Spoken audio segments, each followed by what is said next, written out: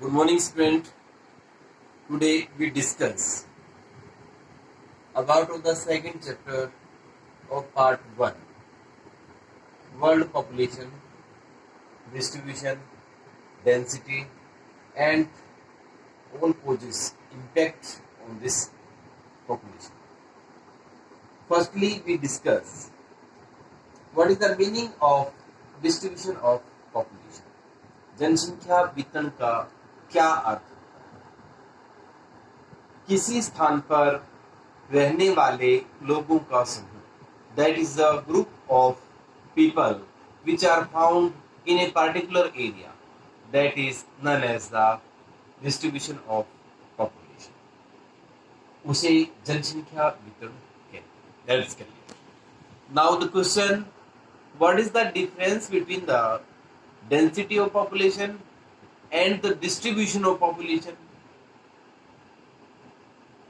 जनसंख्या वितरण और घनत्व, इसमें क्या अंतर है?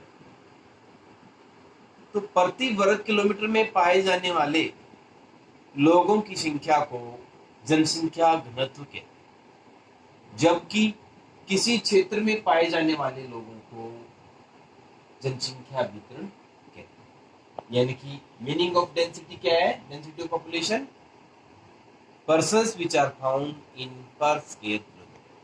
And the meaning of the distribution of population, person which are found in a particular area. Both are defined by me. Maybe you understand. That is so simple.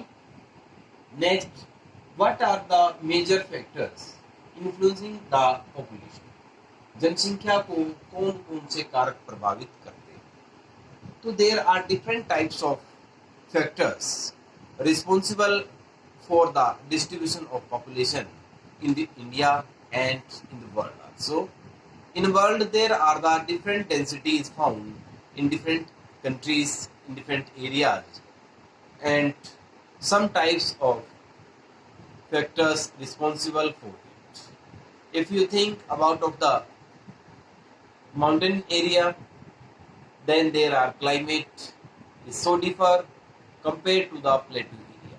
अगर आप जलवायु के बारे में सोचेंगे तो आप पाएंगे कि जो पर्वतीय क्षेत्रों की जलवायु है वो पठारी और मैदानी क्षेत्रों से अलग पाई जाती है. So that these are different factors affect the distribution and density of population. Firstly, we discuss geographical factors. भौगोलिक कारक. First, water. Second, landform.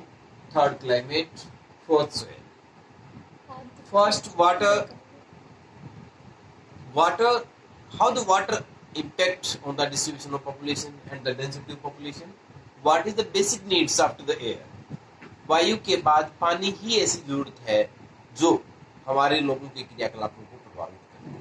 By the help of water, we complete different types of things, household and other than on the behalf of the agriculture and industry also. So that availability of water is impact on the density and distribution of population. Next, landform.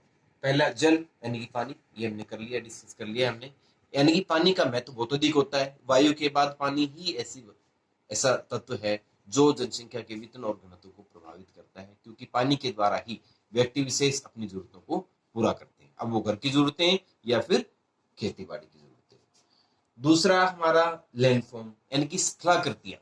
स्थलाकृतियां means पर्वत है, पठार है, मैदान है. पर्वतों में काम करना, रोड बनाना, कृषि करना काफी मुश्किल कार्य होता है, तो वहां पर जनसंख्या वितरण और घनत्व कम पाया जाता है. इसके विपरीत प्लेन एरिया जो होते हैं, पठारी क्षेत्र जो होते हैं, वहां पर हम इजिली जो है कंस्ट्रक्शन कर सकते हैं, उद्योग लगा सकते हैं.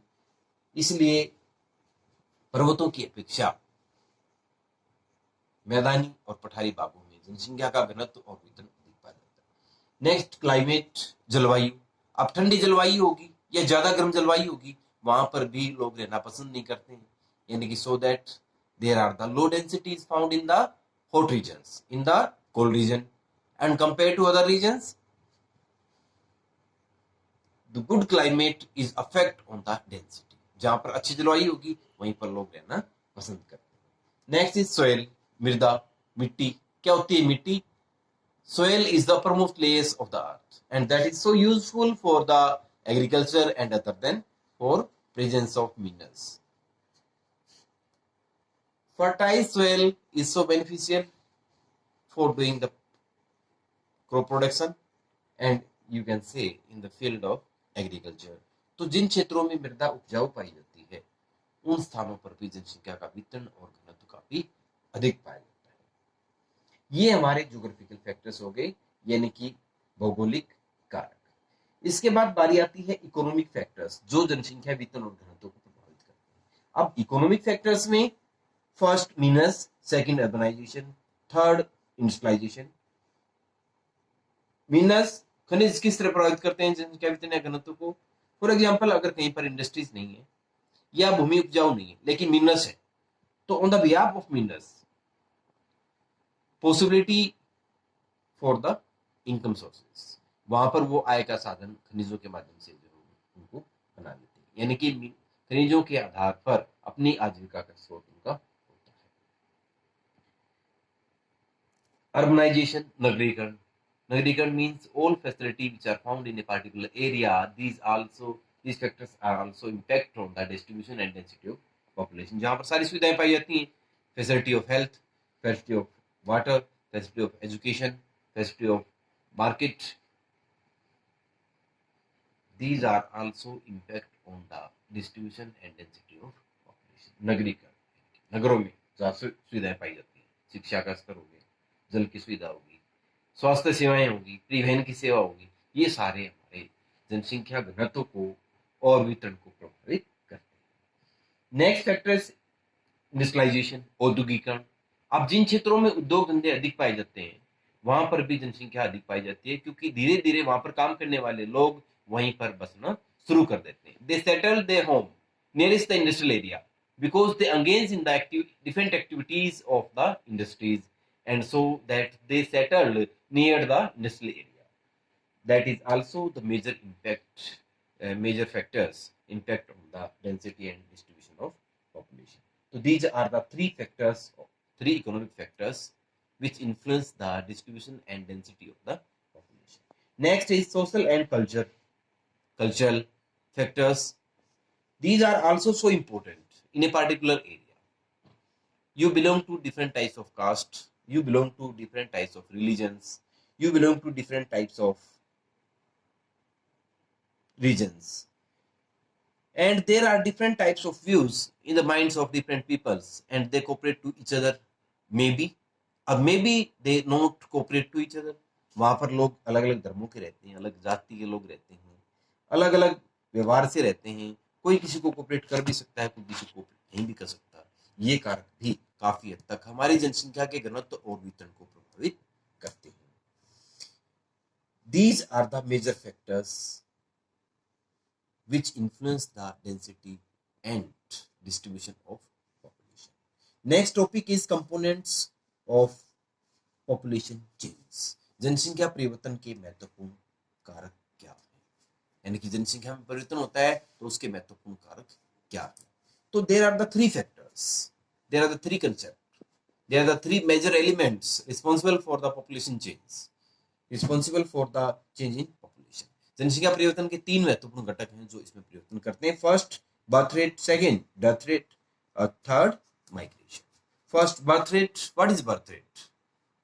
Birth rate is the number of child behind the per thousand in a particular years. किसी वर्ष में प्रति हजार के पीछे जन्म लेने वाले बच्चों की संख्या को जन्म दर कहते हैं।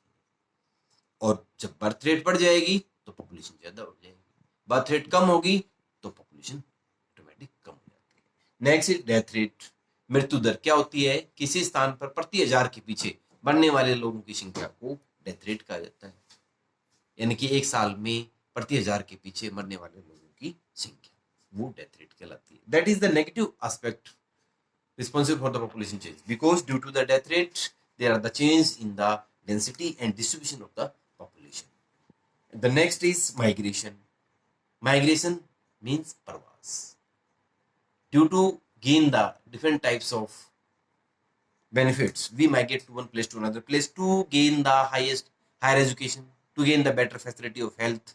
Then we migrate to one place to another place.